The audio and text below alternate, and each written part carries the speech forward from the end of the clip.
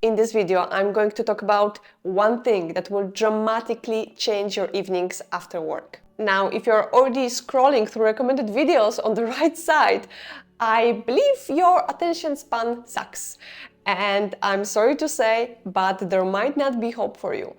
But if you want to learn something new, I would say put this video on full screen, turn your phone away so you won't see any notifications, and watch this 5-minute video. And if that convincing didn't work, maybe my dog's eyes will hypnotize you. First part, the problem. Pre-COVID, I had to go to the office every day and I would finish work at 6 p.m. I would be back home at 7, hoping that I would do something productive like any other human being. But my deeply fixed way of spending evenings was to devour a bag of chips, watch some TV show and eat some dinner. Then at 10 p.m. I would turn off the TV, take a shower, go to bed and promise myself that the next day would be different, but it never was. Part 2, what I tried but didn't work. Some days after work, I would have boxing classes, and after those classes, I would feel fit and healthy. But the problem was I could not go every day. I don't know if you've ever done boxing classes, but these are super intense, and especially when you are doing sparrings. I didn't have enough energy to work during the day and then have those intense classes. So the days that I didn't go, I would reward myself with comfort food and some TV shows. And I noticed that Jolanta had two personas that were fighting battles between each other. One wanted to be fit and healthy and have an actual hobby rather than wasting time. And the other one wanted to enjoy a relaxing evening on the sofa with comforting food and nice TV show. Part 3. What actually worked. Alright, let's get scientific, but I'll need help of a book called Power of Habit by Charles Duhigg. And I'll show you an example of alcoholics going to AA meetings. And bear with me, I'll show you how this is similar with your after-work cravings. Use the same cue, provide the same reward, change the routine. During AA recovery, they are asking alcoholics what rewards they are searching for when they are drinking. And surprisingly, they are not searching to be drunk, like to feel being drunk, but they are actually craving some escape, relaxation and companionship. So for example, a person who struggles with alcohol feels lonely, and this is their cue.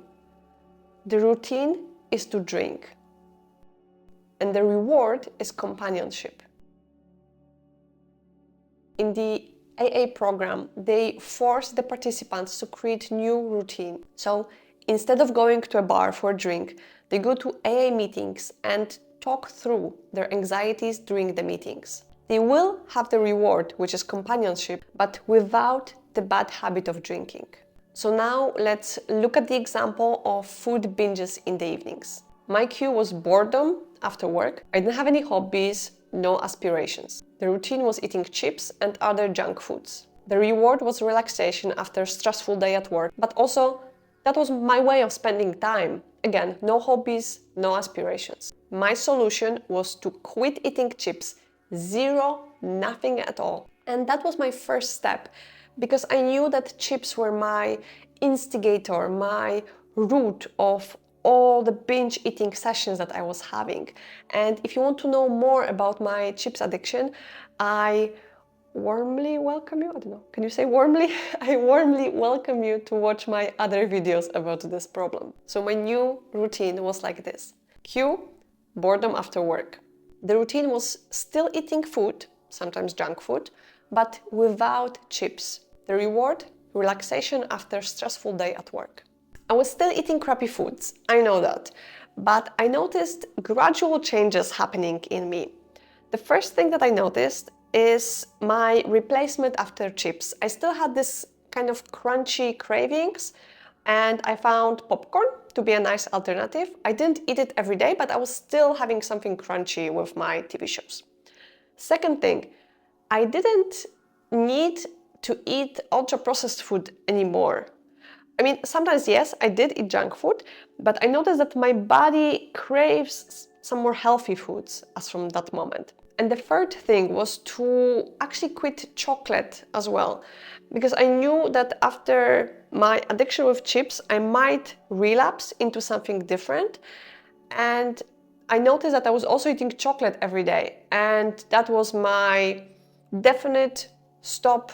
I don't want to have another addiction, so I quit eating chocolate as well. And it worked just by stop eating chips. Over the next 3 years, I dramatically changed my life, including rebuilding my finances, taking public speaking course, joining volunteering in a dog shelter, taking surf trip, selling my TV, and most importantly, taking sabbatical from my banking job.